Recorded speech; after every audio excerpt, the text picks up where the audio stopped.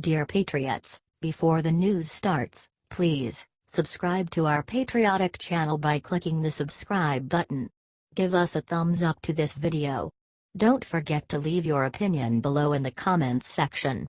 Share the news on Facebook and Twitter so you friends see it. Thank you. Vlad Putin discovers easy way to humiliate Madonna and rest of Hollywood's anti-Trump brigade. Ouch. This hurts. Literally there is no coming back from this. It is a lethal blow to the anti-Trump Hollywood brigade. All full of arrogance and hysteria and do as I say not as I do, hot air they march on blinded by their own hatred until they stumble into a trap and get humiliated. But this humiliation goes deep. It is not surface humiliation. No, no, no, what was just revealed cuts to the quick and indicts them all. And helps Trump in ways we can't even measure at this time.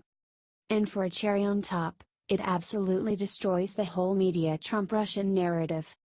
The media exploded with phony outrage, as did Hollywood, over the Russia Facebook stories. The ones where Russia created Facebook groups to push one agenda. The first reports to hit the media all related to conservative groups Putin created.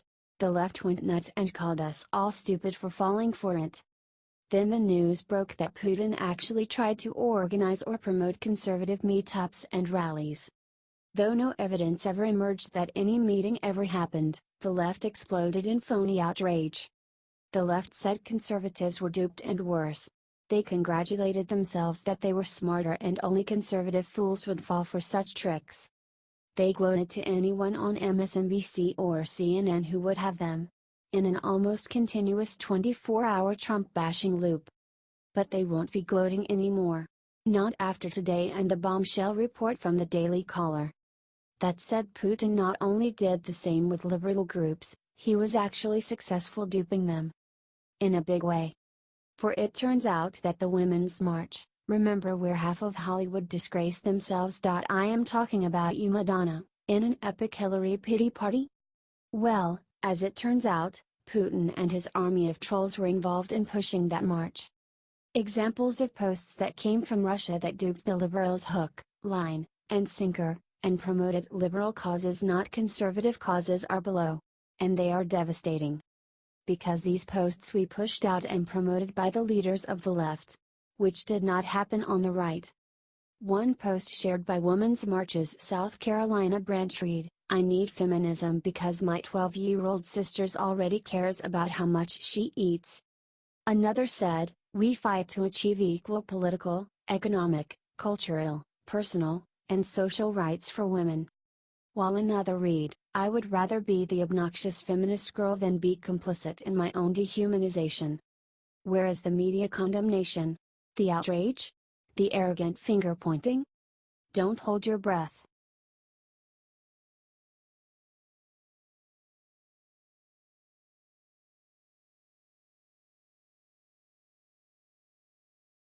Nancy Pelosi hangs head in absolute shame as MSNBC report proves Trump right on border wall. The left is on a mission to destroy its credibility. They have somehow convinced themselves that they have all the answers and we all must bend a knee. They remind me a bit of teenagers in this regard. They don't know what they don't know but still insist they are in the right. Teenagers grow out of it and we are still waiting for the left to do the same. The problem is in our polarized society they will not listen to conservative voices. They will say we are tainted as they retreat to the safe confines of MSNBC and CNN. So the trick is to get them to wise up, is to get the information they need to see to come from their sources. It is not easy and most have failed to break through the bias, but a funny thing happened yesterday. MSNBC fell backwards into a solution. A humiliating solution that proves Trump 100% right and you know it hurts them bad. And to the left's utter horror it was their least favorite show, Fox and Friends, that exposed them all. MSNBC was reporting on Trump's border wall prototypes and they were down at the actual border filming the different options displayed. They meant to mock Trump, but as they were filming, behind the new wall examples is the real wall, and some people actually jumped the real border wall. On film. For everyone to see. prove Trump is right and we need to rethink our border strategy and certainly build better walls and fences. Because as MSNBC showed the left, it is just too easy to cross our Swiss cheese-like borders. The video shows a girl with a pink backpack and 2 other immigrants cross the porous border, in broad daylight, before Border Patrol officers on horseback came in and took care of the situation. This is the reality of everyday border enforcement, a Border Patrol agent said. The United States is still the draw, the ultimate draw for people that have dire situations where they're at. We're going to continue to witness this. It plays out on a regular basis for us. The camera panned back to the hosts of Fox and Friends and hilarity ensued. MSNBC went down there to do one story and it came away with another. David Bossie, former deputy campaign manager for the Trump campaign, said, "The facts got in the way of their very good, dishonest story." Correct. Help spread the humiliating news by sharing this with your friends, and don't forget your liberal friends. After all, this came from MSNBC, so they will believe it.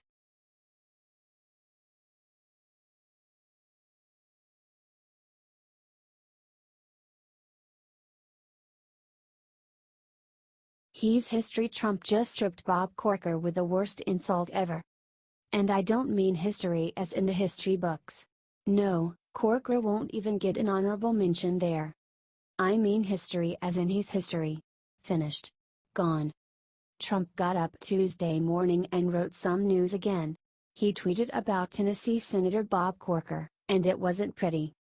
"I'll tell you this, I'm in Tennessee and I can't stand Corker. It was welcome news to hear he won't be back representing my state.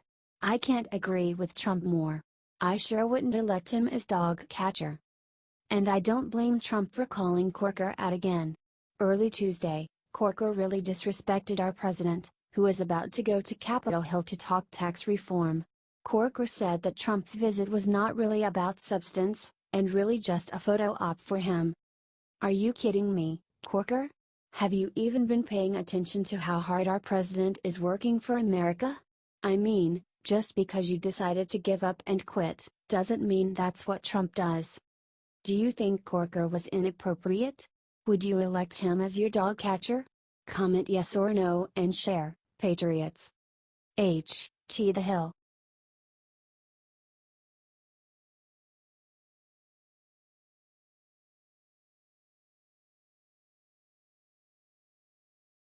When the Trump family just stepped out, everyone noticed this crazy detail.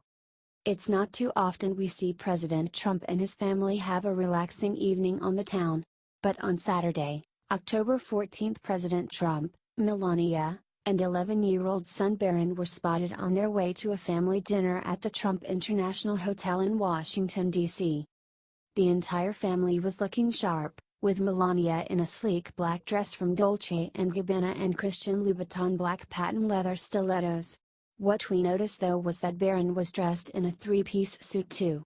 This comes weeks after Barron was criticized in the Daily Caller for being too casual, saying it's high time Barron Trump starts dressing like he's in the White House.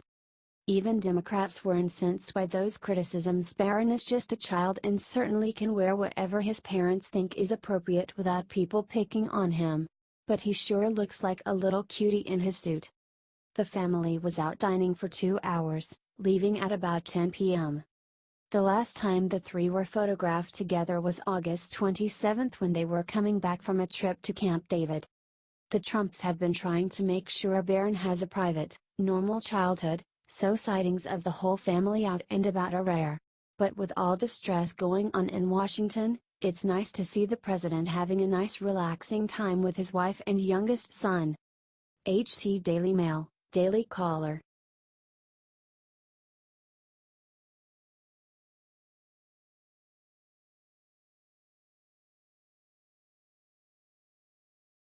Kneeling QB Kaepernick can't get signed, so he's doing something that will make everyone cringe. Former San Francisco 49ers quarterback Colin Kaepernick, who started the National Football League take-a-knee protest, has had tough luck finding a job. Currently a free agent, the athlete was dealt another blow for possible job prospects when Green Bay Packers coach Mike McCarthy said he wouldn't sign him. So Kaepernick has turned to the last bastion of income for washed-up stars book writing. A Fox News report suggests Kaepernick has been meeting with publishers. You know what they say, if you can't do, write a book about it. His political activism may play a role in his inability to be signed to a team, and Kaepernick has filed a collusion grievance against the NFL for conspiring against him. A Fox Sports report has suggested another reason Kaepernick isn't being signed: he's just not that good at the job, and there are other, better free agent quarterbacks who would be chosen over him. The report mentions that the 49ers were not too perturbed by Kaepernick's activism. They matched his donations to various causes to the tune of $1 million. Either way, be on the lookout for his book coming out. HT Fox News, Fox Sports.